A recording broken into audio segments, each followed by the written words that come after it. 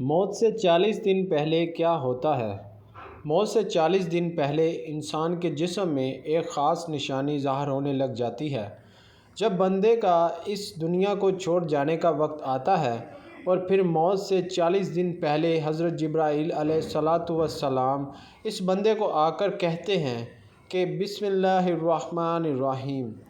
ایک مرتبہ ملک الموت یعنی حضرت عزرائیل علیہ السلام حضرت یعقوب علیہ السلام کے پاس پہنچے تو حضرت یعقوب علیہ السلام نے پوچھا، کیا تم میری روح قبض کرنے کے لیے آئے ہو یا مجھ سے ملاقات کرنے کے لیے آئے ہو؟ تو ملک الموت نے عرض کیا، اے اللہ کے پیغمبر، میں روح قبض کرنے کے لیے نہیں آیا بلکہ آپ سے ملاقات کے لیے آیا ہوں۔ تو حضرت یعقوب علیہ السلام نے فرمایا، ٹھیک ہے، لیکن جب تم میری روح قبض کرنے کے لیے آؤ تم کوئی قاصد میری طرف روانہ کرنا، کوئی پیغام میری طرف بھیج دینا۔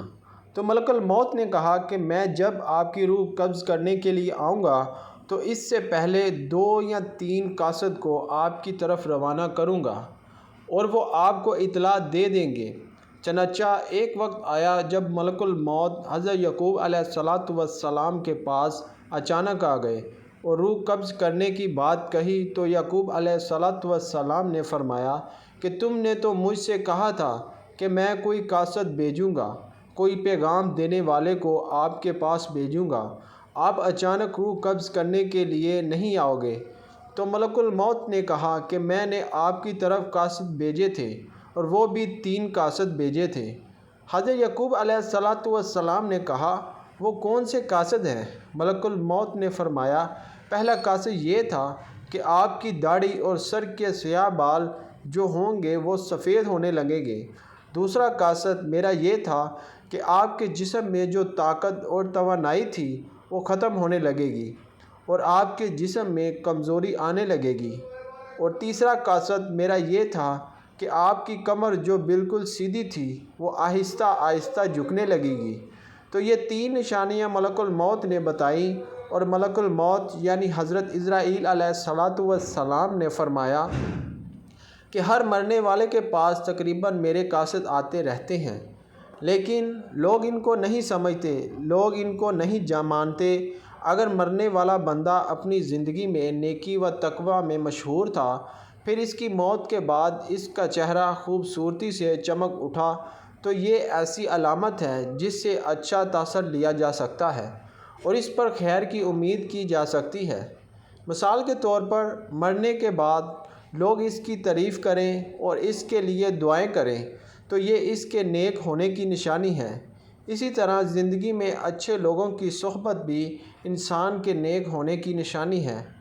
حسن خاتمہ کے بہت سے اسباب ہیں جن میں اللہ کی اطاعت پر استقامت، اللہ تعالیٰ کے بارے میں حسن ظن، سچائی، پرہیزگاری، توبہ، موت کثرت سے یاد کرنا اور دنیاوی چاہتیں مختصر کرنا، آخرت کی فکر اور نیکوکار لوگوں کی صحبت قابل ذکر ہے۔ ناظرین، روح جب جسم کو چھوڑنے کے لیے بالکل تیار ہو جاتی ہے یعنی موت سے تقریباً 24 گھنٹے پہلے، تو ہاتھوں، پاؤں، گھٹنوں کی جلد پر محسوسات ختم ہو جاتی ہے اور ان کا رنگ بدلنا شروع ہو جاتا ہے اور یہ نیلا یا ارغوانی رنگ اختیار کرنا شروع کر دیتا ہے۔ یہ نشانی واضح نشانی ہے جس میں سانس اکھڑنا شروع ہوتا ہے اور بے ترتیب ہوتا چلا جاتا ہے اور دھیرے دھیرے بجھ جاتا ہے۔ حضرت عائشہ صدیقہ رضی اللہ تعالیٰ عنہ سے روایت ہے کہ رسول کریم صلی اللہ علیہ وسلم نے ارشاد فرمایا کہ جب اللہ تعالیٰ کسی بندے کو نیک بخت بنانا چاہتا ہے تو مرنے سے 1 سال پہلے ایک فرشتہ اس کے پاس بھیجتا ہے اور وہ اس کو درست کرتا ہے اور نیک عمل کی طرف خواہش دلاتا ہے، یہیں تک کہ وہ نیک حالت میں مرتا ہے اور سب لوگ کہتے ہیں کہ یہ شخص نیک حالت میں مرا ہے۔ اور جب ملک الموت حاضر ہوتا ہے اس وقت اللہ تعالیٰ اس کی آخرت میں رہنے کی جگہ یعنی وہاں کے سامان اور راحتوں کو جو اللہ پاک نے اس کے لیے مہیا کر رکھے ہیں، تیار کر کے رکھے ہیں، اس کو دکھا دیتا ہے تو اس کی روح خوش ہو کر نکلنے کو قاصد کرتی ہے۔ اس وقت یہ شخص اللہ تعالیٰ کی ملاقات کے لیے کرتا ہے اور اللہ اس کی ملاقات کو پسند بھی کرتا ہے۔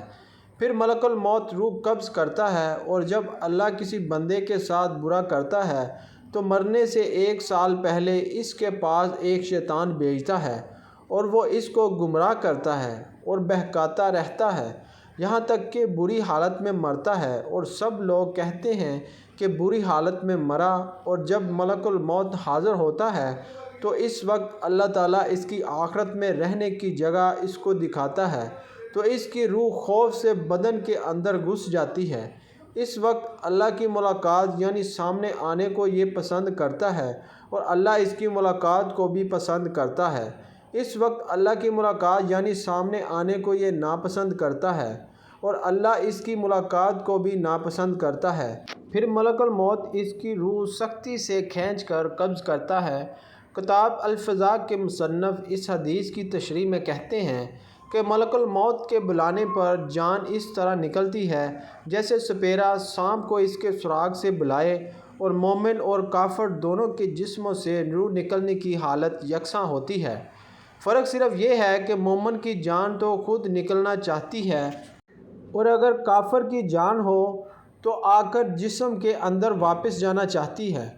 حضرت جابر رضی اللہ تعالیٰ عنہ سے روایت ہے کہ میں نے رسول اللہ صلی اللہ علیہ وسلم کو وفات سے 3 دن قبل یہ کہتے سنا کہ تم میں سے جو کوئی مرے تو اس حالت میں مرے کہ وہ اللہ تعالیٰ کی نسبت اچھا گمان رکھتا ہو، اللہ تعالیٰ کے ساتھ اعمال صالحہ سے پیدا ہوتا ہے۔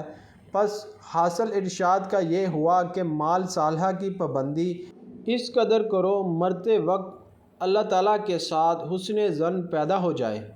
حضرت انس رضی اللہ تعالیٰ عنہ نے فرمایا کہ رسول کریم صلی اللہ علیہ وسلم نے ارشاد فرمایا کہ دیکھو تم میں سے جو کوئی مرے تو اس حالت میں مرے کہ وہ اللہ تعالیٰ کی نسبت اچھا گمان رکھے، کیونکہ اللہ سے اچھا گمان رکھنا جنت کی قیمت ہے، یعنی جس کو حق تعالیٰ سے حسن ظن پیدا ہو گیا وہ جنت میں چلا گیا۔ روایت ہے حضرت عمر رضی اللہ تعالیٰ عنہ سے فرمایا کہ رسول کریم صلی اللہ علیہ وسلم نے کہ جب اللہ تعالیٰ کسی بندے کو دوست رکھتا ہے اس کو کرتا ہے شہد جیسی خوشگوار چیز دیتے ہیں، یا جانی اعمال صالحہ اور اخلاق حسنہ کی توفیق عطا فرما دیتے ہیں۔ صحابہ نے کہا کس طرح شیرین کرتا ہے؟ آپ نے فرمایا مرنے سے پہلے نیک کام کرتا ہے یہاں تک کہ اس کے پڑوسی اس سے خوش ہو جاتے ہیں۔ حضرت سلیمان فارسی رضی اللہ تعالیٰ عنہ سے روایت ہے کہ میں نے رسول کریم صلی اللہ علیہ وسلم کو فرماتے سنا کہ میت کو موت کے وقت پیشانی سے اگر پسینہ آئے، آنکھ سے آنسو اور ناک کے سراغ کشادہ ہو تو یہ اللہ کی رحمت ہے جو اس پر نازل ہوئی ہے۔ گلے میں آواز کا پلٹ کھائی جانا، جیسا کہ جو ان کو اونٹ کا گلا گھونٹنے سے آواز آتی ہے، اور اس کا رنگ بدرنگ ہو جائے اور منہ سے جاگ نکلے تو یہ اللہ کا عذاب ہے۔ ناظرین گرامی، اللہ تعالیٰ نے عرش کے نیچے درخت پیدا کیا ہے، اس کے پتے تمام خلائق کی گنتی کے برابر ہیں۔ اس کا نام ہے شجاعت المنتہی۔ جب بندے کی عمر ختم ہو جاتی ہے تو 40 دن باقی رہ جاتے ہیں تو حضرت اسرائیل علیہ السلام کے سامنے اس کا ایک پتا گر جاتا ہے، اس پر اس بندے کا نام لکھا ہوتا ہے۔ اس وقت کے تمام فرشتے اس کو مردہ کہتے ہیں، یعنی مردوں میں شامل کر لیتے ہیں، اور وہ دنیا میں 40 دن تک زندہ ہے۔ جب 40 دن پورے ہو جاتے ہیں تو ملک الموت اس کے پاس آتا ہے اور اس کے سامنے بیٹھتا ہے۔ اس وقت بندہ اپنی موت کی تکلیف میں ہوتا ہے۔ جب ملک الموت کو دیکھتا ہے تو گھبرا کر پوچھتا ہے کہ تم کون شخص ہو اور تمہارا کیا ارادہ ہے؟ وہ کہتا ہے کہ میں ملک الموت ہوں، مجھے تمہاری روح قبض کرنے کا حکم ہوا ہے۔ یہ سن کر وہ منہ پھیر لیتا ہے اور آنکھیں پتھرا جاتی ہیں۔ ملک الموت کہتا ہے تو مجھ کو نہیں جانتا؟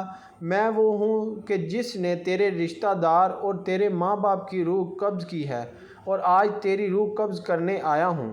تو نے دنیا کا حال کیسا دیکھا؟ بندہ کہتا ہے میں نے دنیا کو بے وفا اور مکار پایا۔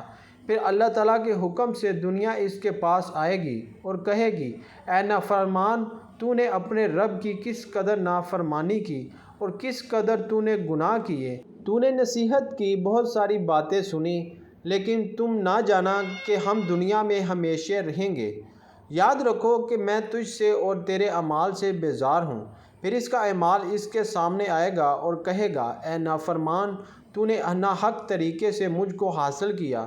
اگر تو غریب اور مسکین پر خرچ کرتا تو آج تیرے کام آتا۔ روایت میں ہے کہ جب آدمی کی زبان بند ہو جاتی ہے، 4 فرشتے اس کے پاس آتے ہیں اور سلام کرتے ہیں۔ پہلا فرشتہ آتا ہے، وہ بعد اسلام کہتا ہے، اے بندے اللہ کے، میں تمہیں تیری روزی پر موکل تھا۔ میں نے تمام زمین پر پورا پرچم تک تلاش کیا مگر تیری روزی کا ایک لقمہ بھی کہیں نہ پایا۔ پھر دوسرا فرشتہ آتا ہے اور سلام کے بعد کہتا ہے، اے اللہ کے بندے، میں تیرے پانی پر موکل تھا۔ میں نے تمام زمین پر پورا پرچم تک تلاش کیا مگر تیرے پینے کو ایک قطرہ پانی کہیں نہ پایا۔ یہ تیسرا فرشتہ آتا ہے اور سلام کے بعد کہتا ہے، اے بندے اللہ کے، میں تیری سانس پر موکل تھا۔ میں نے تمام زمین پر پورا پرچم تک تلاش کیا، میں کہاں تیرے واسطے ایک سانس بھی کہیں نہ پایا۔ پھر چوتھا فرشتہ آتا ہے اور سلام کے بعد کہتا ہے، اے بندے اللہ کے، میں تیری عمر پر موکل تھا۔ میں نے تمام زمین پر پورا پرچم تک تلاش کیا مگر تیری عمر کا ایک حصہ بھی نہیں پایا۔ اس کے بعد نامہ اعمال لکھنے والے 2 فرشتے اس کے پاس آتے ہیں اور سلام کے بعد کہتے ہیں، اے اللہ کے بندے، ہم تیرے اعمال لکھنے پر موکل تھے۔ وہ نامہ اعمال اس کو دکھائیں گے اور کہیں گے، دیکھ یہ تیرا نامہ اعمال ہے۔ اس وقت میت کی آنکھ سے آنسو جاری ہوتے ہیں اور دائیں بائیں دیکھتا ہے اور نامہ اعمال پڑھنے سے ڈرتا ہے۔ اس کے بعد ملک الموت اس کی روح قبض کرتے ہیں۔ روایت میں ہے کہ ربیع بن انس رحمۃ اللہ علیہ سے کسی نے پوچھا کہ ملک الموت تنہا میں سب کی روح قبض کرتے ہیں یا ان کے ساتھ 2 اور فرشتے بھی کام میں شریک ہوتے ہیں؟ تو فرمایا کہ روح قبض کرنے کا کام انہی کے حوالے ہے، لیکن اس کام پر ان کے ساتھ بہت سے فرشتے مدد کے واسطے دیے گئے ہیں اور ملک الموت ان کے سردار ہیں۔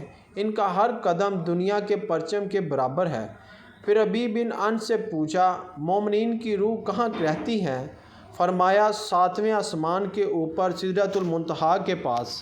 حضرت ابو ہریرہ رضی اللہ تعالیٰ عنہ راوی ہیں کہ سرکار دو عالم صلی اللہ علیہ وسلم نے ارشاد فرمایا، جب انسان مر جاتا ہے تو اس کے اعمال کے ثواب کا سلسلہ اس سے منقطع ہو جاتا ہے مگر 3 چیزوں کے ثواب کا سلسلہ باقی رہتا ہے۔ نمبر 1 صدقہ جاریہ، نمبر 2 راستے میں پڑی اینٹ جس سے راہگیر نفع حاصل کرے، اور نمبر 3 صالح اولاد جو مرنے کے بعد اس کے لیے دعا کرے۔ ایسے اعمال جن کا تعلق دنیاوی زندگی سے ہوتا ہے، ان کے اثرات مرنے کے بعد دنیا میں ہی ختم ہو جاتے ہیں۔ اللہ پاک ہمیں نیک اعمال کرنے کی توفیق عطا فرمائے اور ہمارا خاتمہ بالایمان فرمائے، آمین۔ ناظرین، کمنٹ باکس میں اللہ کے 99 ناموں میں سے ایک نام ضرور ٹائپ کریں۔ شکریہ۔